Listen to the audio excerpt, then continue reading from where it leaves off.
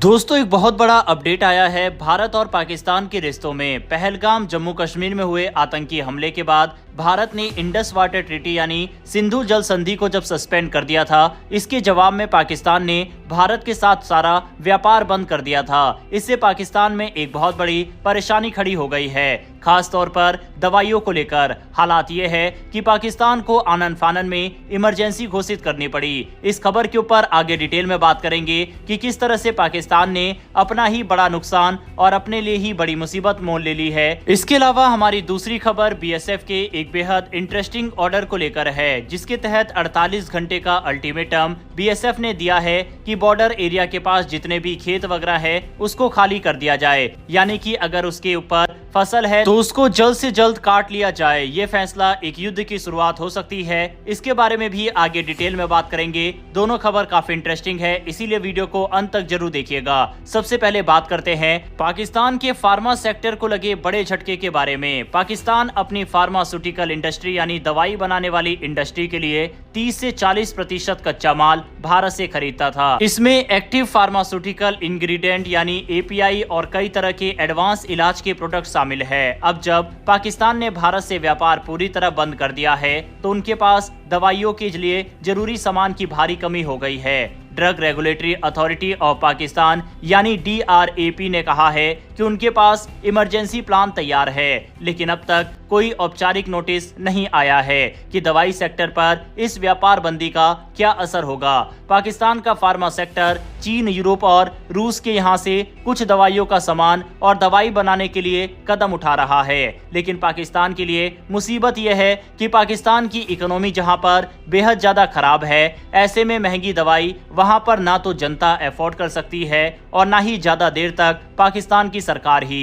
इससे पाकिस्तान के ऊपर अतिरिक्त प्रेशर पड़ने वाला है। सस्ती और अच्छी क्वालिटी की वजह से भारतीय दवाइयां ऑलरेडी रूस और यूरोपियन देशों में जाती है, लेकिन अगर पाकिस्तान इन्हीं देशों से डायरेक्ट दवाई मंगाता है तो वह काफी महंगी होने वाली है। पाकिस्तान ने इमरजेंसी घोषित करते हुए जरूरी दवाई की सप्लाई को फिलहाल सुनिश्चित करने की कोशिश की है, जिसमें रेबीज वैक्सीन, सांप के काटने की दवा, कैंसर की दवाइयां और एंटीबॉडीज की सप्लाई शामिल है। हालांकि पाकिस्तान के अंदर हेल्थ एक्सपर्ट्स और इंडस्ट्री के लोग कह रहे हैं कि अगर फौरन कोई ठोस कदम नहीं उठाया गया तो बहुत जल्द दवाइयों की भारी कमी हो सकती है। और बात यहीं खत्म नहीं होती।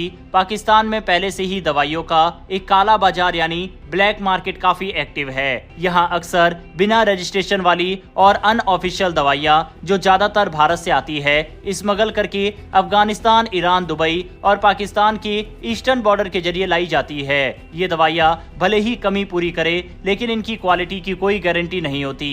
इसीलिए अगर हालात नहीं संभले गए तो लोगों की जान भी खतरे में पड़ सकती है। वहीं अब पाकिस्तान फार्मास्यूटिकल मैन्युफैक्चरर्स एसोसिएशन यानी PPMA ने सरकार से अपील की है कि दवाइयों और हेल्थ से जुड़ी चीजों को इस व्यापार बैन से अलग रखा जाए। उनका कहना है कि कई जरूरी दवाइयों का कच्चा माल से भारत से ही आता है। PPMA ने स्पेशल इन्वेस्टमेंट फैसिलिटेशन काउंसिल यानी SIFC से भी कहा है कि जान बचाने वाली दवाइयों के लिए भारत से व्यापार जारी रखा जाए। साफ है कि इस समय पाकिस्तान के मेडिकल सेक्टर से जुड़े लोग पाकिस्तान की आवाम के लोगों की जान बचाने वाली दवाइयों के लिए भारत पर काफी ज्यादा निर्भर है और इसीलिए पाकिस्तान की सरकार से कह रहे हैं कि इन सप्लाई को भारत से मंगाई जाए। भारत ने अभी तक पाकिस्तान से व्यापार बंद होने के बावजूद दवाई वगैरह की सप्लाई यानी कि मानवता के काम में रुकावट नहीं पैदा की, लेकिन जिस तरह से अमानवीय घटना पाकिस्तान की तरफ से कश्मीर के अंदर की गई, अब भारत ने मन बना लिया है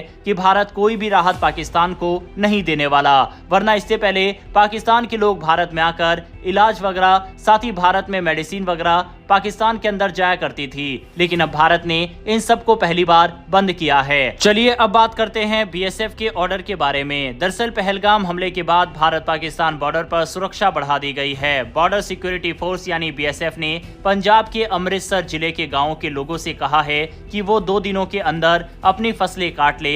ऐसा इसलिए ताकि अगर सीमा पर कोई भी इमरजेंसी हालात बने तो वह साफ सफाई रहे और फसलें बाधा न बने।